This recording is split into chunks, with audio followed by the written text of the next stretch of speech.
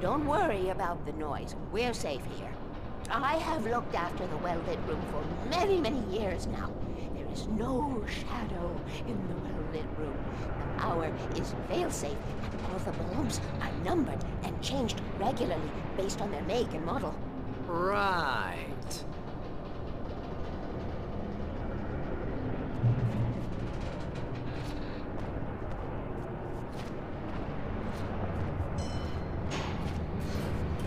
There's an old army base at Raincoat Point, north of here. It was active during the Second World War. They operated here back then. They must have built this. Yes, they did. It's my place now.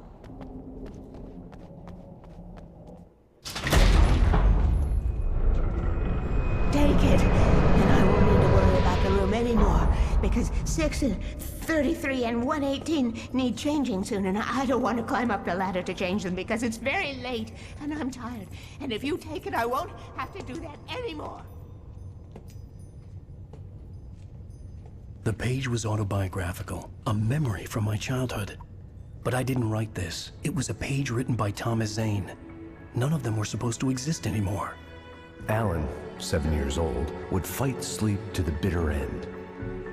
When he did sleep, he soon woke up, screaming, the nightmares fresh in his mind. One evening, his mother, sitting by his bed, offered him an old light switch. She called it the clicker, and flicking the switch would turn on a magical light that would drive the beast away. To imbue the talisman with all possible power, she added that it had been given to her by Alan's father. Alan never knew him, and anything of his took on mythical proportions in his mind. With the clicker firmly in his hand, Alan finally slept like a baby.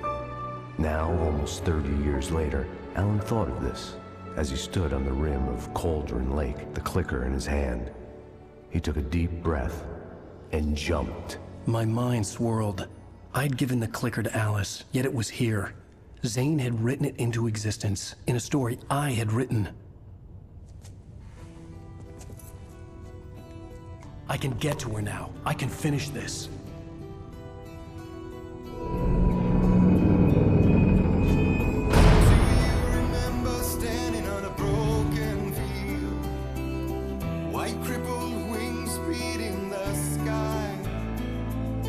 Harbingers of war with their nature revealed and our chances flowing by.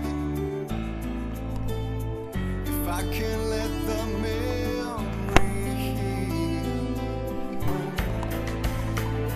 we cannot linger on this stunt.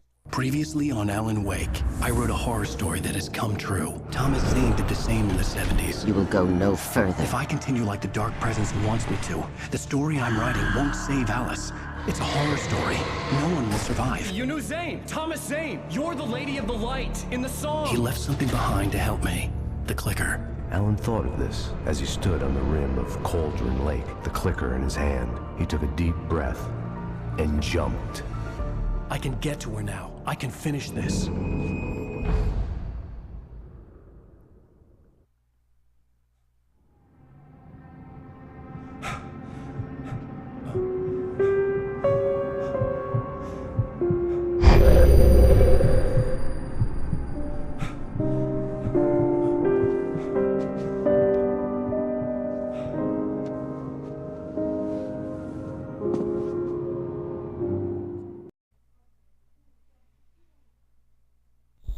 In one of my finer moments of self-deception, I swore to quit drinking.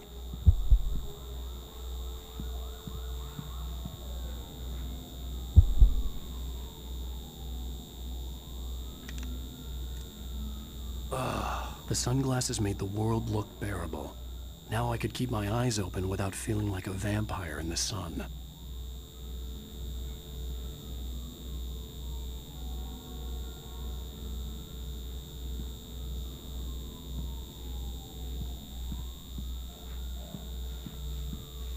I wasn't sure I'd make it out there without some painkillers.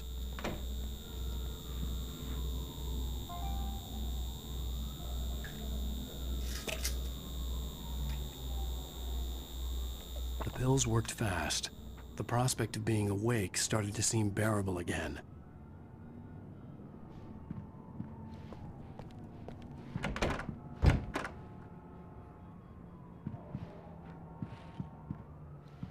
There was a message waiting for me on the machine.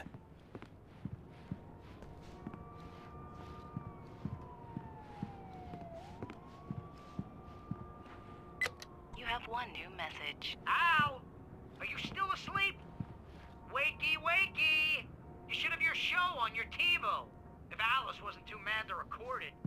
She called me earlier and really chewed me out. Yeah, we went a little overboard last night.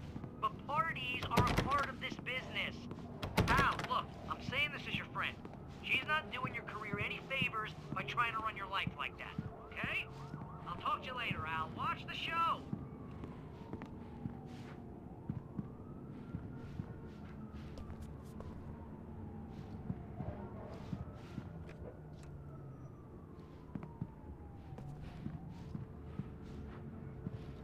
I'd been a guest on the talk show the previous night, talking about my latest book.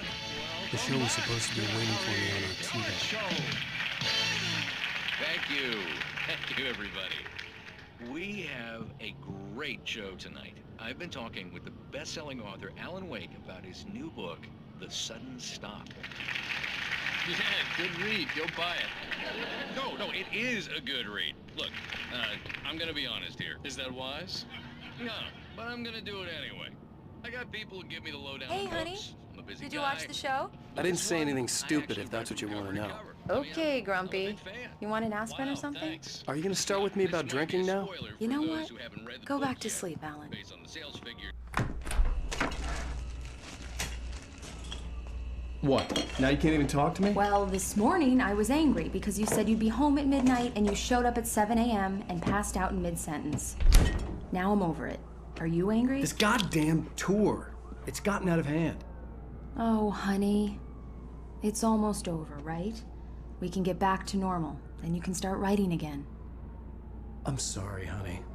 Alan, you're not thinking straight. Just take a shower and go back to bed, huh? Yeah, you're right, honey. I'm sorry. Once this is over, let's go away together.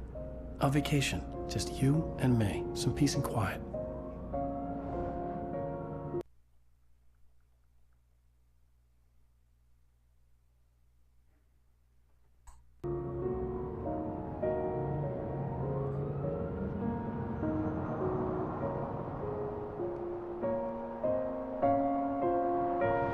Somehow, the clicker was the key to the cabin. I had to return to Cauldron Lake to save Alice.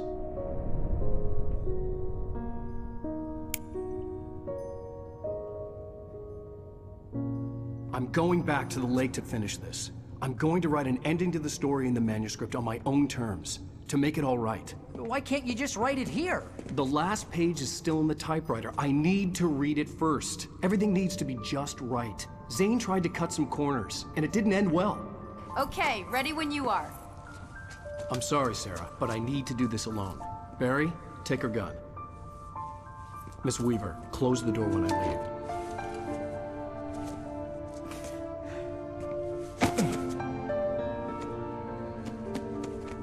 Good luck, Al. See you later.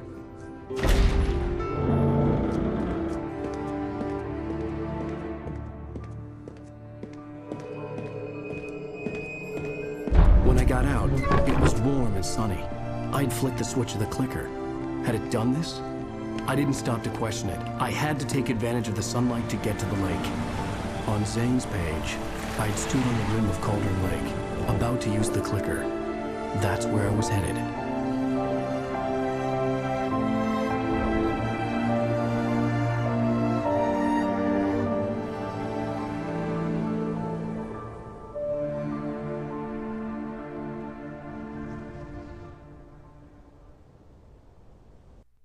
Alone, in daylight, surrounded by the beauty of the Pacific Northwest landscape. It was hard not to let doubt creep in one last time. I could still chalk everything up to a dream, a delusion. I had enough imagination to make up something like this. Having been in the cabin all this time, trapped in a story inside my head, gone mad from grief over Alice's death like Hartman had claimed, there would be no way of knowing. I told myself it didn't really matter. My course was set.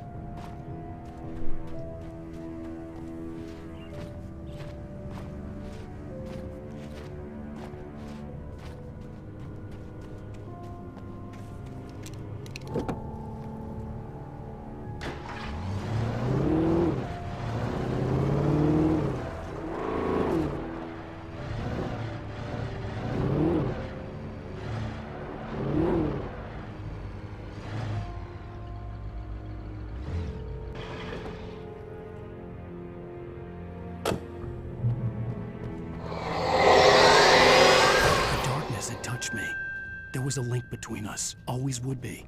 I could feel its presence again, getting closer.